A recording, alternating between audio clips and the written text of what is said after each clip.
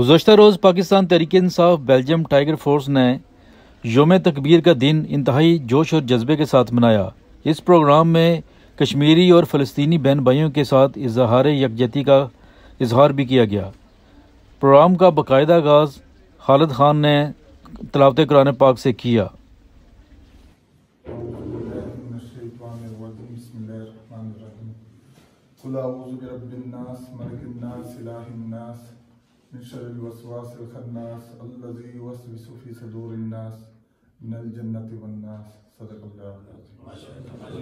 इस प्रोग्राम में पाकिस्तान तहरीक इंसाफ के रहनुमाओं और कारकुनान के अलावा बेल्जियम में मौजूद पाकिस्तानी मौजूदीन ने बड़ी तादाद में शिरकत करके इस प्रोग्राम को कामयाब किया।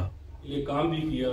आज माशाल्लाह वो भी सारे तकरीबन लोग इस काफिले में शामिल हो चुके हैं, जिसमें मैं समझता हूँ कि बाबा असान साहब जो कि बहुत पुराने हमारे साथी हैं, फिर बीमारी की वजह से वो बहुत सारे प्रोग्रामों में नहीं आ सके, लेकिन इनको इंशाल्लाह स्टेज पे बुलाएंगे।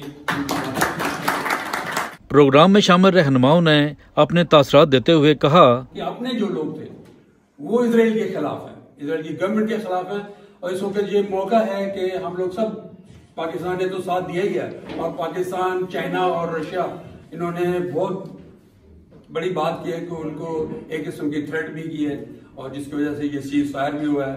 तो ये कि अभी अल्लाह करे अभी हो रहा है सी जो है वो उसकी कुछ आँख खुली है, वही अपने इमरान खान की वजह से इन्होंने बड़ा फोर्स किया। अभी यूएन में गए, अपना वज़ीर आला भेजा, अपने शायद महमूद कुरैशी, तो उन्होंने फिर सबसे जी वज़ीर सॉरी, तो इन्होंने बड़ी कोशिश की, तो फौरन इमरजेंसी में ये मतलब खून खराबा बंद हो गया। मेरी तो सोच जो मैं मतलब मैनू जितनी गल्लां ने समझ बूझ दी है, यूएन को कश्मीर और फलस्तीन वास्ते कुछ नहीं कर सकती मेरे ख्याल के मुताबिक। हो सकता मैं रॉन्ग भी होगा। ਇਹਦਾ फैसला अल्टीमेटली ਅਸੀਂ मुसलमानों ने खुद करना। वो ਅਸੀਂ ਅੱਜ कर ਲਈਏ, वो ਅਸੀਂ 5 साल बाद कर ਲਈਏ, वो ਅਸੀਂ 50 साल बाद करिए। यूएन ਨੂੰ ਗੋਰਿਆਂ ने बनाई है, अमेरिका ने और यूरोप ने अपने तहफ़्फ़ुज़ वास्ते। सानू गोलियां दे सकते हैं, कैप्सूल दे सकते हैं कि यह खाओ तो 2 साल सौ जाओ।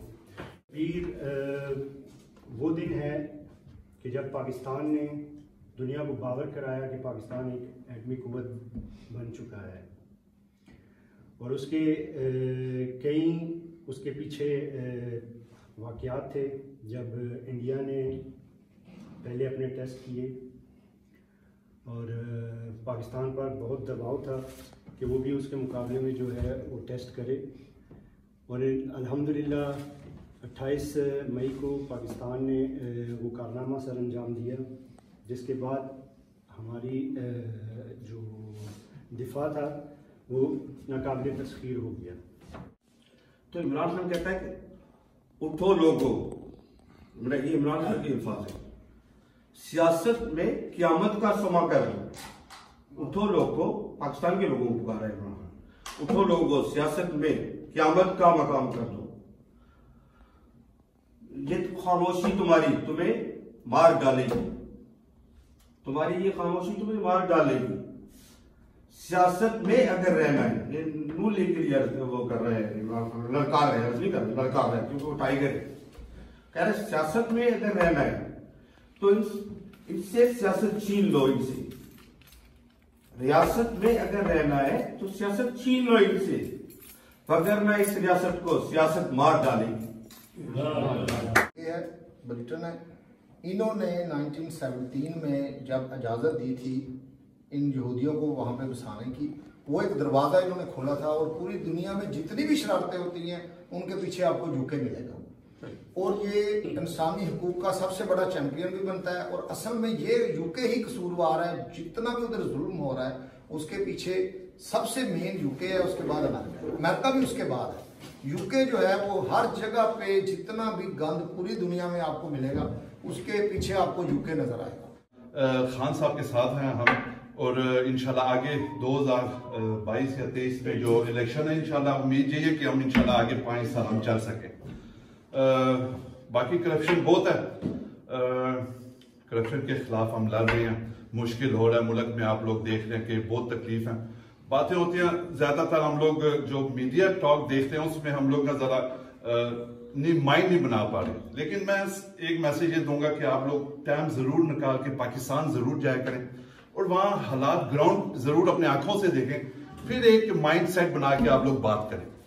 मैं यही कहूँगा कि देखें, अगर आपने इसराइल का जो मसला ना उसे समझना है, उसे एक्चुअली प्रॉब्लम ये है कि जब हम इसराइल के बारे में सोचते हैं या हमारी कोई विजन बनती है तो वो मीडिया के बेस पे बनती है। आम आदमी जो है वो ज़्यादा मीडिया को देखता है, जज्बाती हो जाता है, नारे लगाता है।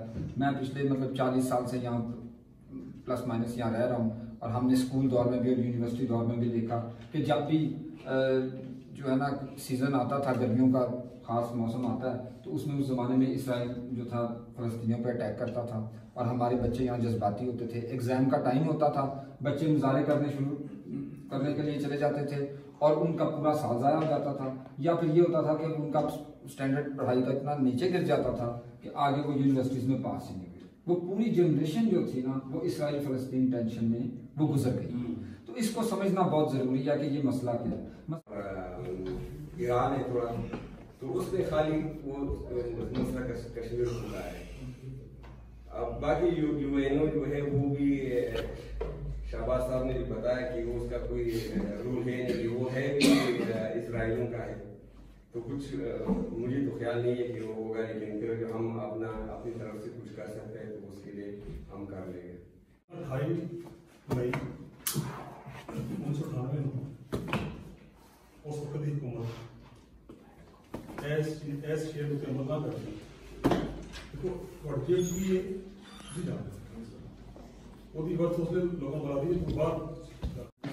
बाबू जी की क़यादत में जाट साहब, सुल्तान साहब साथियों ने मिलकर कोशिश की कि इसको एक्टिव किया जाए और उसको नए तरीके से उसमें जान डाल दी है। जब शुरू में जब 2015 में इलेक्शन हो रहे थे तो इमरान खान साहब लड़ने के खिलाफ नजरिए होते, हम सबके अपनी सोच होती, हर बंदे की अपनी अपनी सोच होती। मेरी एक सोच थी कि इमरान खान साहब नए थे तो हम उनको जानते ही थे, सुना नहीं था। एक यूथ थी, वो यूथ के बारे में खड़े होते जो साथ जो हमारे नए साथी शामिल हुए हैं उनको पाकिस्तान तहरीक इंसाफ का झंडा पेश करेंगे। गुलाम रब्बानी साहब।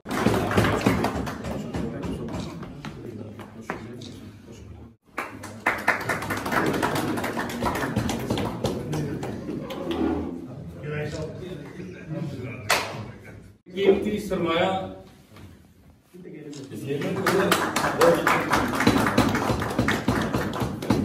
इससे दो किसी मेमन साहब अब हमारे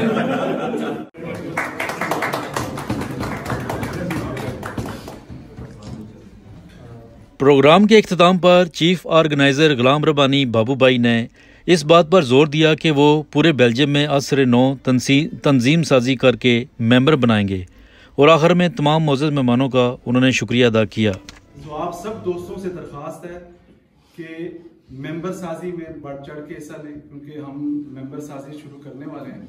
उसमें आप अपने मेंबर्स बनाएं ताकि हम पीटीआई को यूरोप में, खासकर बेल्जियम में भरपूर तरीके से उजागर कर सकें। और मेरा नज़रिया जो खान साहब के लिए, वो सब आप सब जानते हैं कि खान साहब एक सच्चे और ईमानदार लीडर हैं। हमें उनका साथ देना चाहिए ताकि कल हमारा मुल्क जो पास में था वो ना हो और जो फ्यूचर पाकिस्तान का है वो हमारे बच्चों के लिए, हमारी फैमिली के लिए बेहतर हो, अगर ऐसा लीडर हमारे साथ रहेगा। शुक्रिया बहुत बहुत आपका।